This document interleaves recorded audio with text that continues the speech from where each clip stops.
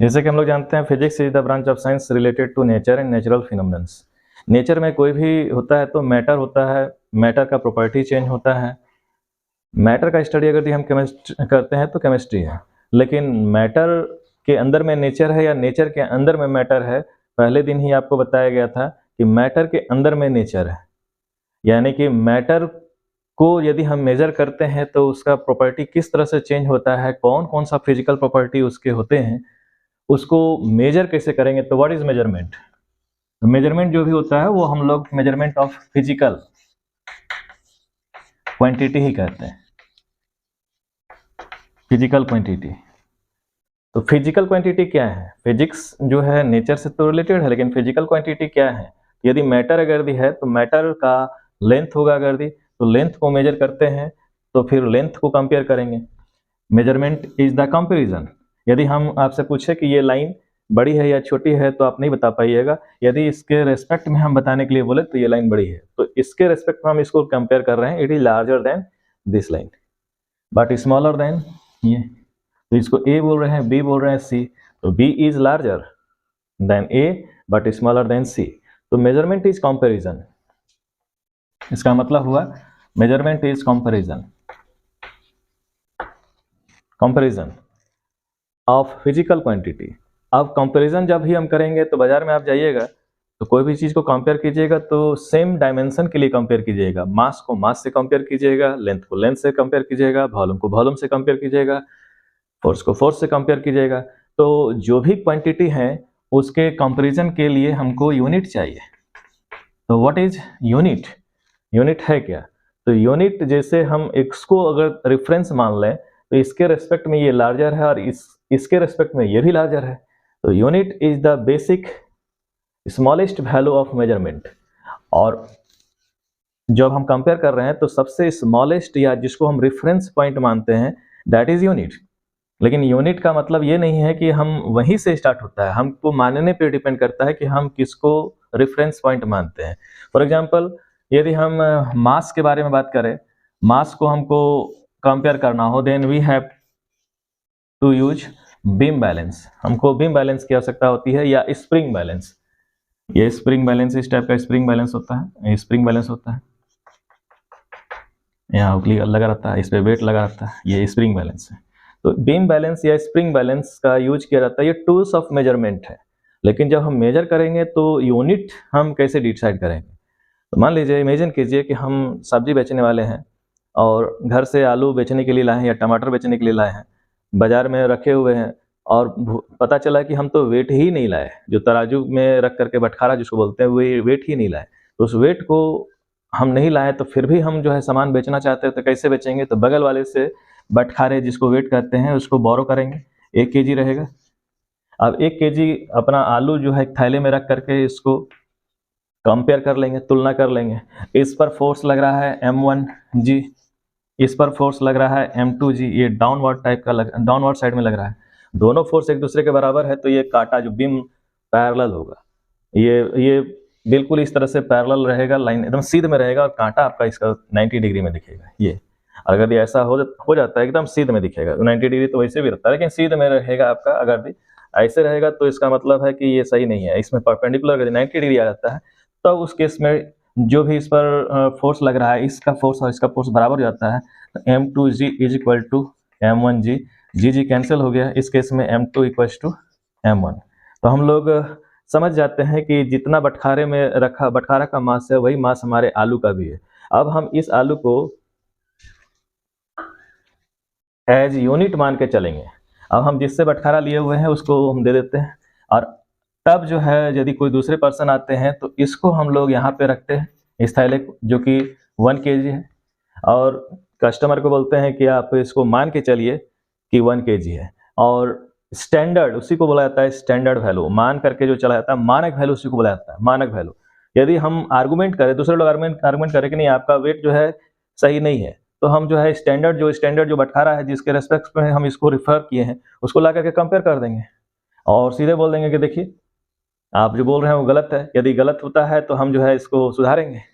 तो जो हम 1 केजी का आलू रख करके इसमें तौलने के लिए रखे हुए हैं दैट बिकम्स रेफरेंस ये अब रेफरेंस हो जाता है। अब इसी के रेस्पेक्ट में हम कितना टाइम्स लेते हैं, किसी को बेचते हैं तो 5 केजी बेचते हैं, किसी को 6 केजी बेचते हैं।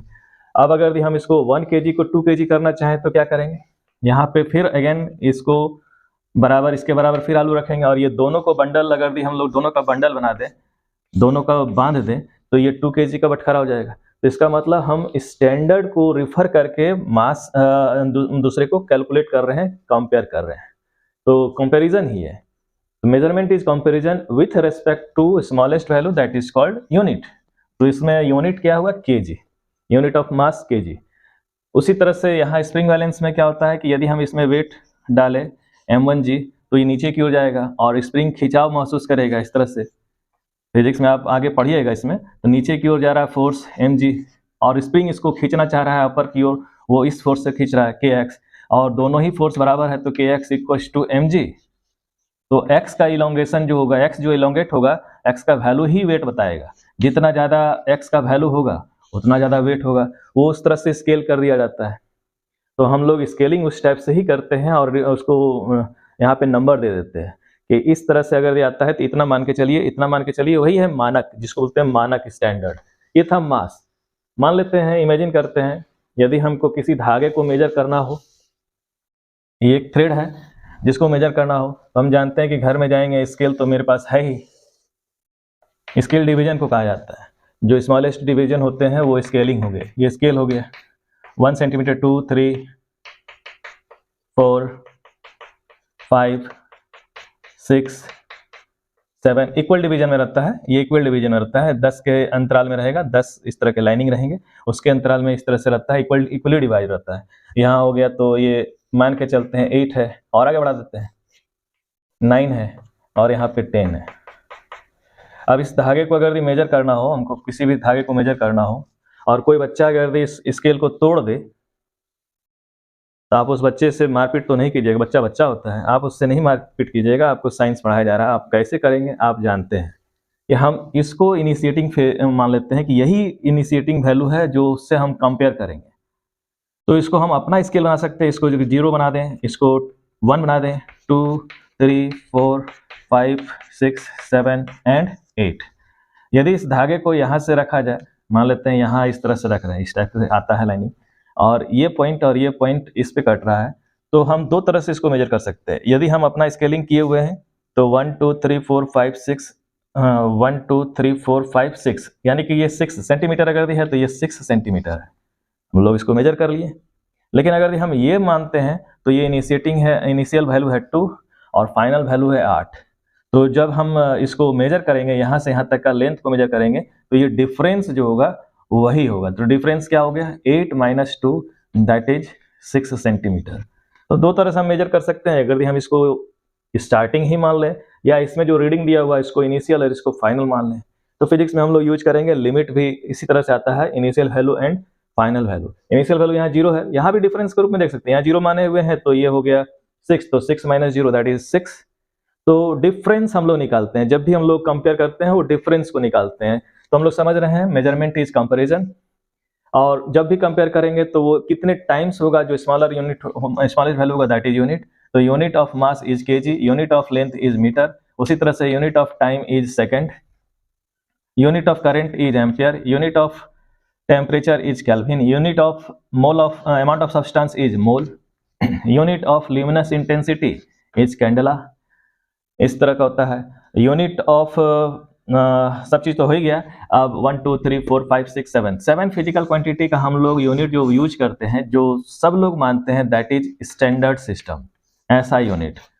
तो ऐसा यूनिट सिस्टम ही इंटरनेशनल 7 फिजिकल क्वांटिटी का यूनिट है, वो सब ये सब है। Unit of mass is KG, unit of length is metre, unit of time is second, unit of current is ampere, unit of temperature is kelvin, unit of amount of substance that is mole, and luminous intensity, प्रकाश की जो तीव्रता होती है, जैसे आप सुबह में देखते हैं तो प्रकाश उतना ज़्यादा तीव्र नहीं रहता है सूरज की रोशनी, जैसे जैसे दोपहर होते जाएगा देखिए एकदम इंटेंस हो जाएगा। तो ल्यूमिनस इंटेंसिटी कैंडेला में हम लोग माप करते हैं, मेजर करते हैं।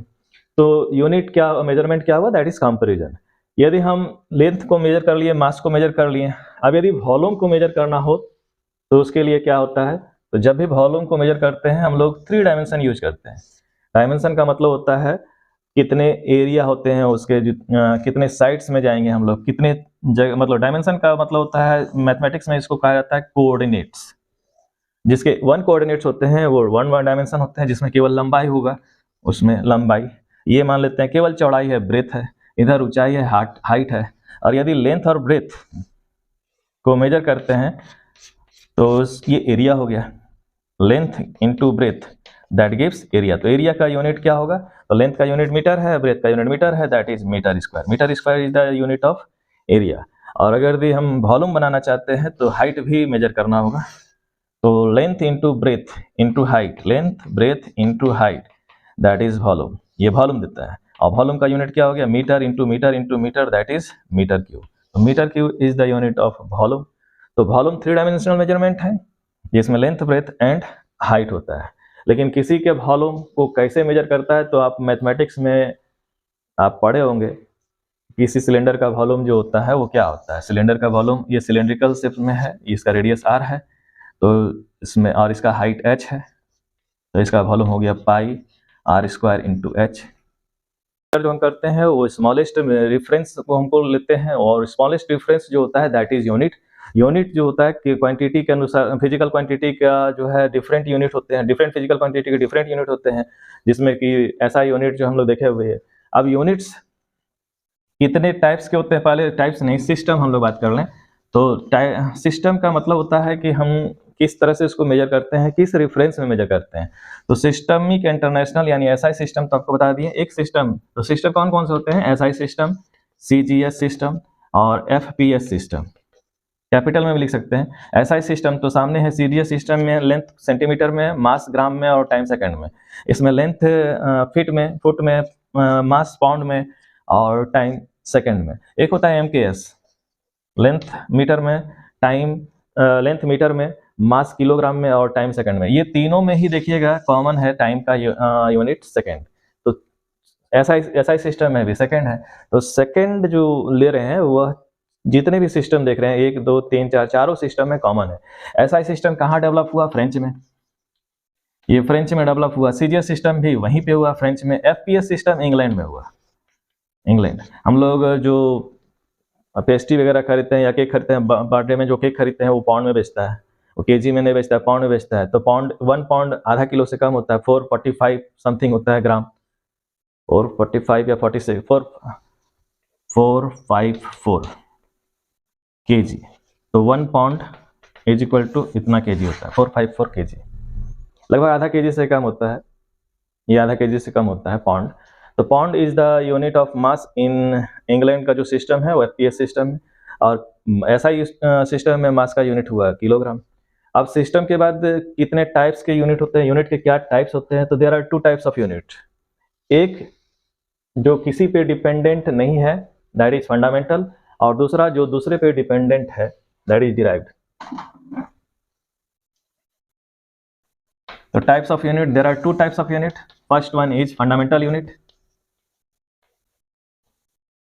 Fundamental. Second one is derived या डिपेंडेंट।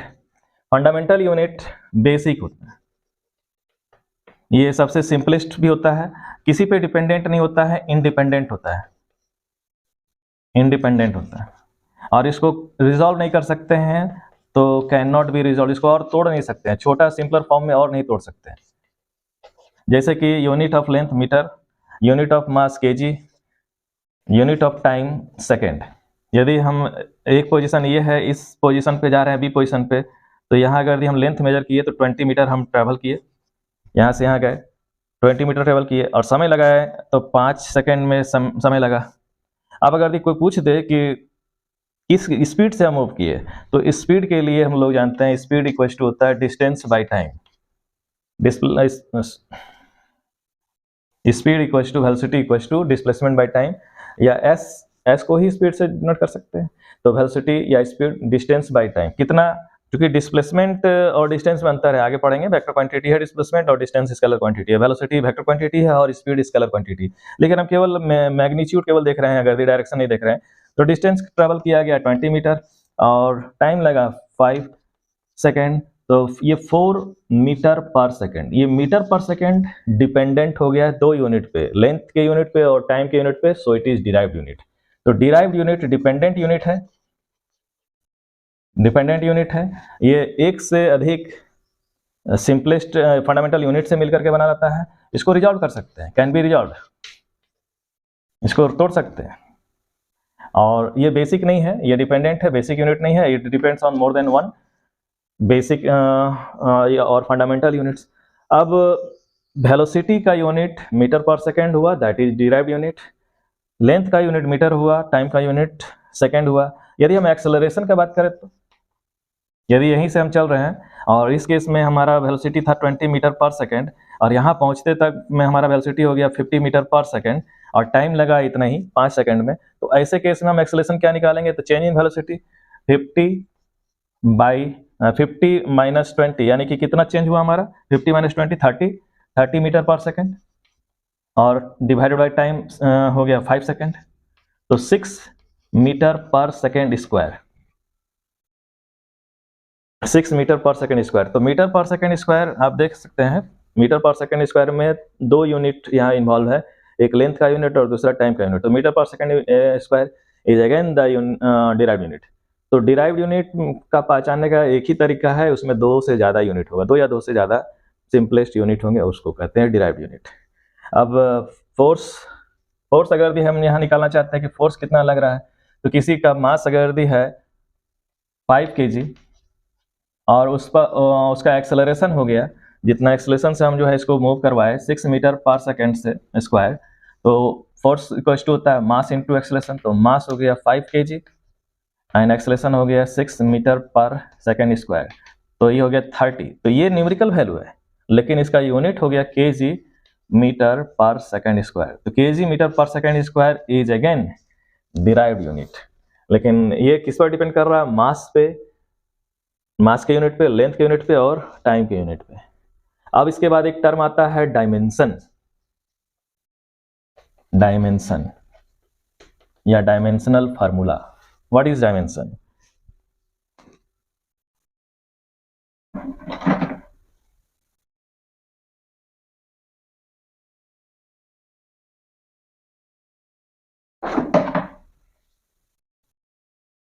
चीज़ों को हम लोग पढ़ रहे हैं तो ज़रूरत के अनुसार से जब हमको और ज़रूरत पड़ता है कि हमको और समझाना है और समझाना है और समझाना है, तो टॉपिक सब टॉपिक में कन्वर्ट हो जाता है। जैसे यूनिट एंड मेजरमेंट, ये हमारा यूनिट चैप्टर का नाम है, लेकिन उसमें बहुत सारे टॉपिक आते जाएंगे। लेकिन यूनिट जब था ही तो डायमेंशन का ज़रूरत क्यों पड़ा?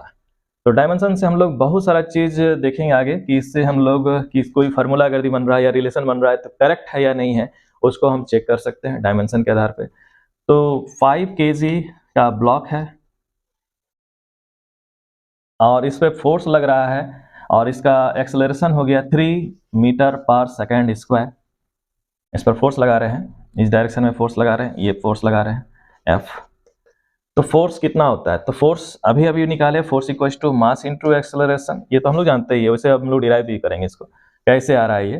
तो मास हो गया 5 kg, एक्सेलरेशन हो गया 6 metre per second square, then force will be 30 kg metre per second square. अब ये फोर्स किस पर डिपेंड कर रहा है? फोर्स डिपेंडेंट किस पे है कि हम मास कितने का लिए, कितना डिस्टेंस कवर कर रहा है, टाइम कितना लग रहा है, उसके अनुसार से यदि मास हम लिए हैं और ज़्यादा डिस्टेंस कवर कर गया, इसका मतलब हम ज़्यादा फोर्स लगा दिए उसमें, और कम समय लगा दिए, इसका मतलब है कि ज़्यादा फोर्स लगा दिए। तो यह इन्वर्स में भी आ रहा है, सेकेंड टाइम के इन्वर्सली, स्क्वायर के इन्वर्सली प्रोपोर्शनल आ रहा है, मास का डायरेक्टली प्रोपोर्शनल आ रहा है और लेंथ का, और मास का डायरेक्टली प्रोपोर्शनल है। इसका मतलब इसका यूनिट किस पर डिपेंड कर रहा है? तो मास पे डिपेंड कर रहा है, लेंथ पे डिपेंड कर रहा है और ये लीनियरली डिपेंड कर रहा है, इसका मतलब पावर यहाँ 1 है और टाइम पे डिपेंड कर रहा है, तो टाइम यानी कि t-2। यदि इस तरह से हम इसको लिखे फोर्स का, तो ये डायमेंशन हो गया, यानी कि वो किस किस क्षेत्र में जा सकता है, फोर्स किस पर डिपेंडेंट है। फोर्स मास पे डिपेंडेंट है, किसी पे अगर भी मास कम है तो और उतना ही एक्सेलरेशन से वो मूव कर रहा है, तो इसका मतलब है उसमें फोर्स हम कम लगाएं, कम मास है तो उसमें कम धक्का लगाना पड़ेगा। और अगर यदि ज़्यादा मास है उसी तरह का एक्सेलरेशन चाहिए तो बहुत ज़्यादा फोर्स लगाना पड़ेगा, यानी कि force is dependent on mass. Force जो है लेंथ पे भी, जो बॉडी मूव किया कितना लेंथ पे कवर किया, यानी कि डिस्टेंस उस पर, यानी कि लेंथ डिस्टेंस पे और समय पे। इसका मतलब है फोर्स का डायमेंशन हो गया mlt-2, लेकिन यूनिट हो गया kg मीटर पर सेकंड स्क्वायर। तो यूनिट इज कंपैरिजन कि कितना कंपेयर किए, यानी कि किसी में फोर्स लग रहा है तो 15 kg पर मीटर पर सेकंड स्क्वायर, किसी में 30 kg मीटर पर सेकंड स्क्वायर, इसी को न्यूटन बोलेंगे। लेकिन डायमेंशन क्या है, मान लेते हैं अगर इसका यूनिट हम लोग न्यूटन बोल दें तो देखिए इसमें न्यूटन बोल दिए, तो इसमें तो डिपेंडेंट नहीं, हमको दिख नहीं रहा है कि इसमें किस पे डिपेंड कर रहा है फोर्स। लेकिन अगर इसका डायमेंशन लिखेंगे तो चाहे यूनिट फोर्स का ये हो या फोर्स का यूनिट ये हो, डायमेंशन कभी चेंज नहीं होगा। तो डायमेंशनल फार्मूला जो है यूनिक फार्मूला होता है। यूनिट किसी सिस्टम में हम देंगे तो वो चेंज हो जाएगा, लेकिन डायमेंशन कभी भी चेंज नहीं होगा। तो डायमेंशन डिपेंडेंस बताता है कि कोई भी फिजिकल क्वांटिटी का मेजरमेंट इस पर डिपेंडेंस है, कौन से क्वांटिटी पे डिपेंडेंट है। तो डायमेंशन इसी तरह से बहुत सारा डायमेंशन होता है। Velocity, displacement by time, displacement हो गया लेंथ और टाइम ये हो गया। तो इसको हम लोग कैसे लिखेंगे, एल टी अपर साइड में चल जाएगा तो t-1 इनवर्स 1 या lt-1, इस तरह से हम लोग बताते हैं और ये स्क्वायर ब्रैकेट देते हैं। उसी तरह से एक्सेलरेशन बराबर होता है वेलोसिटी बाय टाइम। तो वेलोसिटी का डायमेंशन lt-1 और ये हो गया t अप साइड चला जाएगा तो lt-2 हो जाएगा या -2। अब इसमें है क्या इसमें मास पे डिपेंडेंट कर रहा है वेलोसिटी? नहीं, इसमें मास मेजर ही नहीं कर रहा है। कितना डिस्टेंस कवर कर रहा है, वो चाहे 50 किलो का हो, 60 किलो का हो, जितना किलो का हो उससे मतलब नहीं, डिस्टेंस और टाइम हम केवल देख रहे हैं, उसी के अनुसार से हम वेलोसिटी बताते हैं। तो यदि नहीं डिपेंड करता है तो कभी कभी यहाँ पे m पे पावर 0 कर देते हैं। तो dimensional formula of velocity m0 lt-1 और इसका हो जाएगा m0 lt-2। तो एक्सेलरेशन का डायमेंशन lt-2 और इसका डायमेंशन lt-1। m नॉट कर दिए एनीथिंग पावर 0 इक्वल्स टू 1। अगर हमको मास ही लिखना है और उसका वैल्यू पे डिपेंड नहीं कर रहा है तो m पे पावर 0 कर दिए। तो आशा करते हैं आप लोग इसको समझ पा रहे होंगे। एक लास्ट में आपको एक एक्सपेरिमेंट दिखाते हैं।